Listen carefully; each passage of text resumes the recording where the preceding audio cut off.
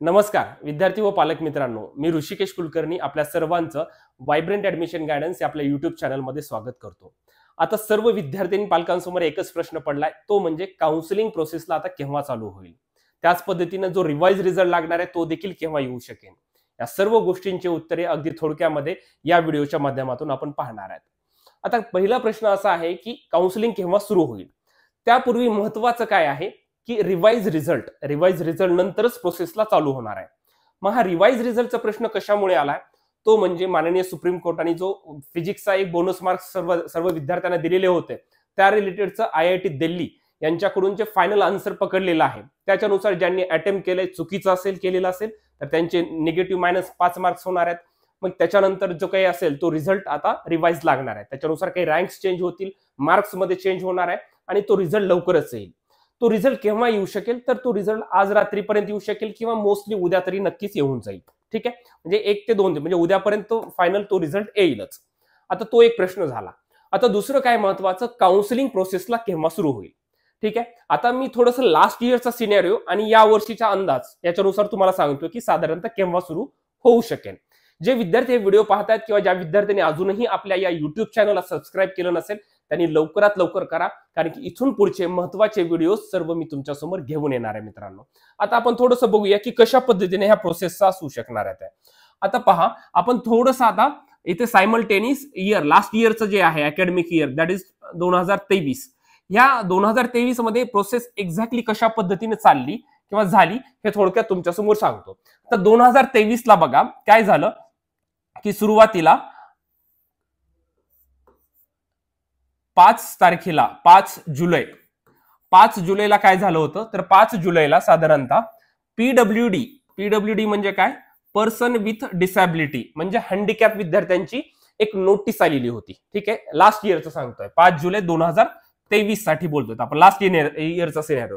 तिथं नोटीस आलेली होती की ज्या विद्यार्थी या प्रवर्गामध्ये येतात हँडिकॅप प्रवर्गामध्ये, अशा विद्यार्थ्यांनी ते एक सेंटर्स देतात वेगवेगळे, त्या सेंटरवरती जाऊन आपलं व्हेरिफिकेशन करून लवकरात लवकर घ्यायचं। ठीक आहे, मग हे 5 जुलैला आलं। मग त्याच्यानंतर पुढे काय झालं, त्याच्यानंतर पुढे साधारणतः 14 जुलैला पूर्ण टाइम टेबल आला, की एक्झॅक्टली ऑल इंडियाचा फॉर्म केव्हा सुरू होऊ शकेल। स्टेटचं पण त्याच्यामध्ये त्यांनी शेड्यूल सांगितलेला होता की ऑल इंडियाच्या आता एक्झॅक्टली ऍक्च्युअल फॉर्म फिलिंगला केव्हा सुरू होऊ शकेल, पहिला राऊंड केव्हा असेल, सेकंड राऊंड केव्हा असेल, थर्ड राऊंडला मॉपअप राऊंड तो केव्हा असेल, असं एंटायर टाइम टेबल आला होता 14 जुलैला। ठीक आहे, मग पुढे काय घडलं, साधारणतः 20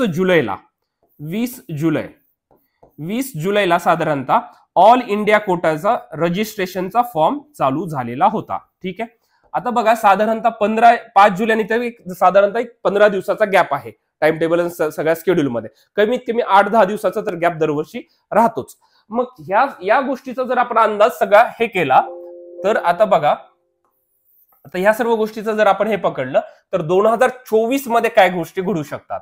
तर बघा, पहिली गोष्ट आता महत्वाची काय, तर तो रिवाइज रिझल्ट येणार आहे, तो रिझल्ट साधारणतः उद्यापर्यंत येऊन जाईल। ठीक आहे, त्याच्यानंतर लवकरच पीडब्ल्यूडीची नोटीस येईल। आता पीडब्ल्यूडीची नोटीस येईल, माझ्या अंदाजानुसार आता साधारणतः 2 ते 3 दिवसामध्ये ही नोटीस येणं साधारणतः म्हणजे साहजिकच आहे। साधारणतः 26-27 जुलैपर्यंत किंवा 25-26 जुलैपर्यंत ही नोटीस येऊ शकेल।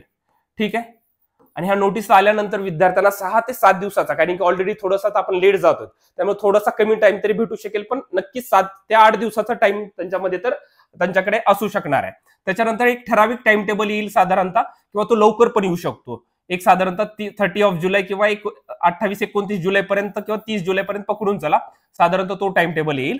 आणि महत्वाचं म्हणजे काय, साधारणतः ऑगस्ट महिन्याच्या पहिल्या वीकमध्ये साधारणतः 1 ते 4 ऑगस्टच्या आसपास आपल्याला ऑल इंडिया कोट्याचे रजिस्ट्रेशनचा फॉर्म सुरू झालेला नक्कीच तुम्हाला दिसेल। म्हणजे ऑगस्ट महिन्याच्या फर्स्ट वीक मध्ये आपल्याला नक्कीच ऑल इंडिया कोट्याची काउन्सिलिंग सुरू झालेली दिसेल। आणि ज्या वेळेस हे 20 जुलैला फॉर्म हे ऑल इंडियाचे सुरू झाले होते लास्ट इयरला, तर साधारणतः 23 जुलैला महाराष्ट्र स्टेट कोट्याचं रजिस्ट्रेशन सुरू झालेलं होतं, फक्त रजिस्ट्रेशन। ठीक आहे, 23 जुलैला। तर त्याच दरम्यान ऑगस्टच्या पहिल्याच वीक मध्ये महाराष्ट्राची सुद्धा काउन्सिलिंग या वर्षीची चालू होऊ शकेल।